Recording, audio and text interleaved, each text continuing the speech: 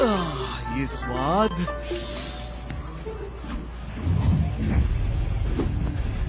Phoenix के पंखों की झाड़ू से बनी हुई है। इसमें महामार्ग का सार है। प्रिय शिष्यों, मेरे गुरुकुल आ जाओ और आनंदमयी जीवन जियो। मैं तुम्हें महासार तक ले जाऊंगा।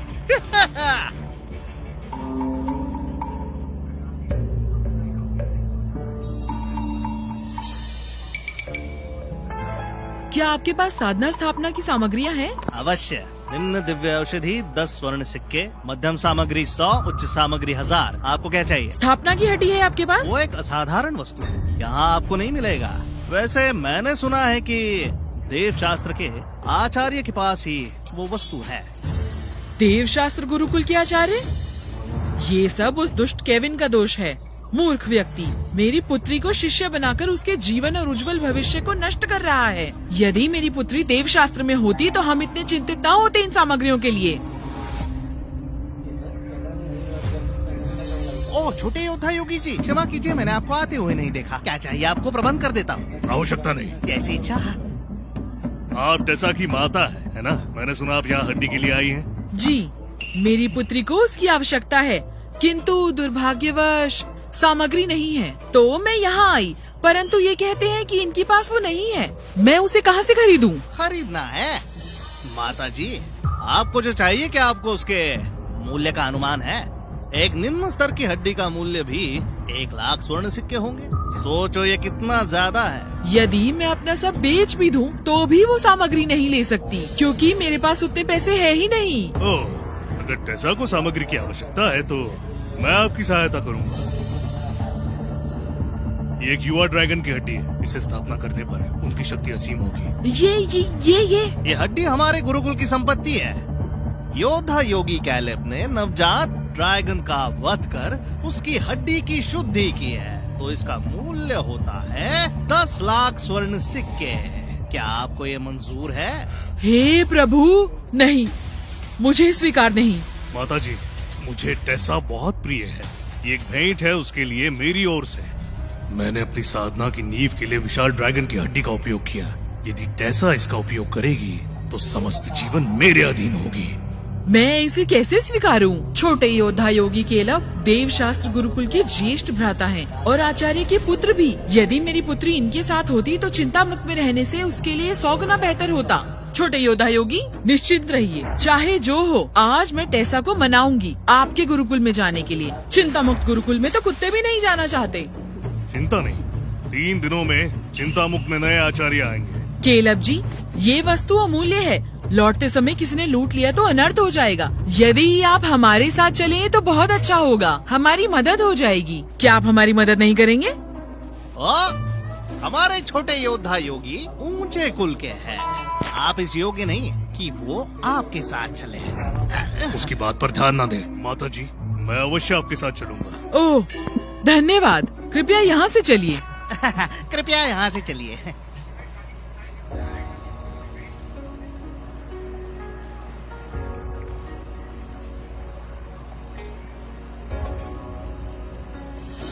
हाँ?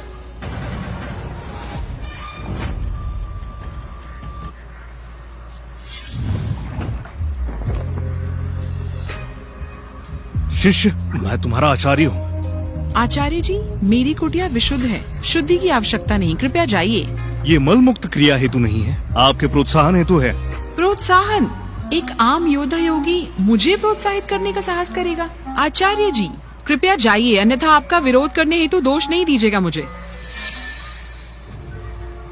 हार्दिक स्वागत है आपका।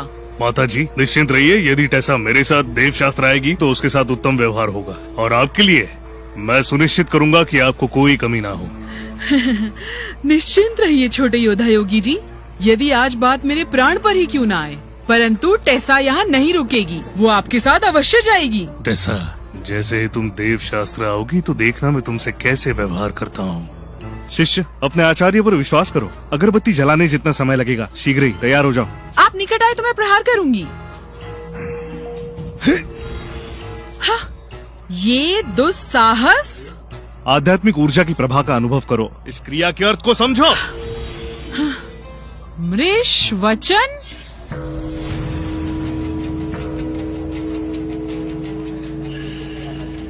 इसका अर्थ ये है? ये सहज प्रक्रिया है। क्या ऐसा संभव होगा कि आचार्य जी के पास जो पंख झाड़ू है वो इस गुरुकुल का अमूल्य कोष है? मेरे व्यर्थ आचार्य के पास ऐसी अमूल्य वस्तु कैसे? लगता है ये गुरुकुल उतना भी व्यर्थ नहीं। तैयार हो जाओ। अवश्य आचार्य जी। शिष्य कैसा लग रहा है? कठोरता से प्रहार कीजिए। अति कठोरता से, रुकिए मत। आचार्य जी और कठोरता से। रुकिए मत आचार्य जी। आचार्य जी। ये क्या हो रहा है? केविन, मैं तुम्हारे प्राण हर लूंगा। अरे शिष्य कैलेब, तुम यहाँ क्या कर रहे हो? केविन, तुम एक आचार्य होकर मेरी प्रिय युवती पर दुष्ट दृष्टि डालते हो। आज नहीं बचोगे। ऐसा करने का दुस्साहस क्यों? तुम क्यों मुझे मजबूर कर रहे हो?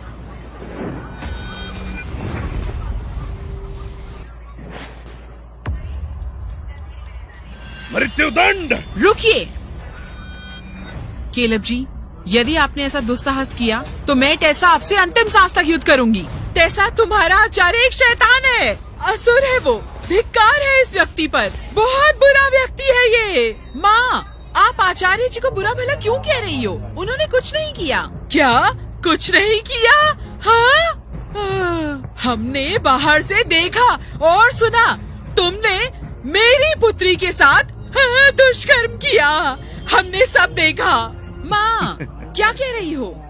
आचार्य जी पंख झाड़ू से मुझे महामार्ग दिखा रहे थे। आपने क्या सोचा? और मैं टेसा हूँ, ऐसी वैसी युवती नहीं। और माँ सुनो, आचार्य जी की शक्ति मुझसे कम है। वो इस जीवन में मेरे स्तर तक नहीं पहुँच सकते। मेरे होने वाले पति को मुझसे अधिक शक्तिशाली होना होगा, अन्यथा वो मेरा दिल नहीं जीत सकता। तो मैं आचार्य जी को क्यों चाहूँगी? तुम लोगों ने सच में कुछ दुष्कर्म नहीं किया?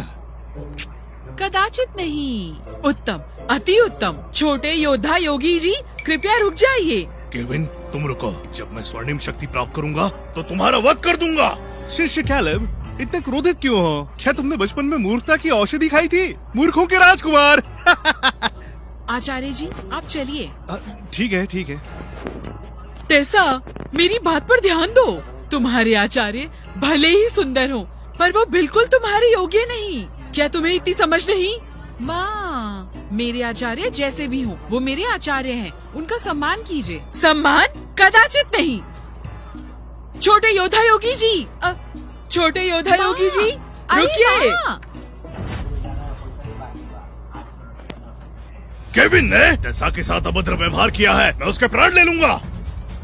टेसा, आप रूप की रानी है। आप भली भांति मोहक स्वर निकालती है, परंतु आप बस बाहर से वैरागिणी है और अंदर से एक दुष्ट चित्त। क्या हुआ भ्राताश्री, क्या हुआ? तुम बताओ। केविन केवल एक निठल्ला आचार्य है जो स्तर में मुझसे बहुत नीचे है। मैं देवशास्त्र का ज्येष्ठ भ्राता हूँ और मेरा भविष्य उज्जवल है। मैं उस निकम्मे से तो अधिक निकम्मा नहीं हो सकता ना। सत्य वचन। केविन भले ही मनोहर दिखता हो, लेकिन उसमें कुछ विशेष नहीं। आप जैसे व्यक्ति का सामना कौन कर सकता है? मनोहर और वो? केलब जी, आपको भ्रम हुआ है। चले जाइए। भ्रमित? मैंने स्वयं सुना, मैं भ्रमित नहीं हूँ। मेरी बात तो सुनिए। वैसा नहीं है जैसा आपने सोचा। बात यूँ है कि तो आप कह रही हैं कि केविन ने टेसा को स्पर्श नहीं किया, उसने पंख झाड़ू से केवल उसे पाठ पढ़ाया है। परंतु केविन एक भला पुरुष नहीं है। क्या पता वो टेसा का लाभ उठा रहा हो। देखिए, अधिक रात्रि हो गई है, आप जाकर विश्राम कीजिए। आज से आप हमारे गुरुकुल में रह सकती है। अब तो आप क्रोधित नहीं है ना? बिल्कुल नहीं। उत्तम, अति उत्तम। क्रोधित होकर क्या लाभ? इतना सुशील युवक है, इसे ऐसे नहीं जाने दे सकती। तुम्हें मेरा एक कार्य करना होगा। जैसे ही कार्य होगा, मैं सुनिश्चित करूंगा कि राजवंश तुम्हें स्वीकार लेगा। आज्ञा दीजिए भ्राताश्री। थोड़ी मोहक अगरबत्ती मोल लो, कल केविन के पास जाना। ये अगरबत्ती, इसका उपयोग तो केवल दिव्य प्राणियों के विरुद्ध किया जाता है। केवल एक बत्ती एक दिव्य प्राणी को 3 दिनों के लिए चेतनाहीन कर देती है। क्या ऐसा संभव है भ्राताश्री? चिंतामुक्त गुरुकुल जाकर दिव्य प्राणी पकड़ना चाहते हैं? केविन को बादल के समान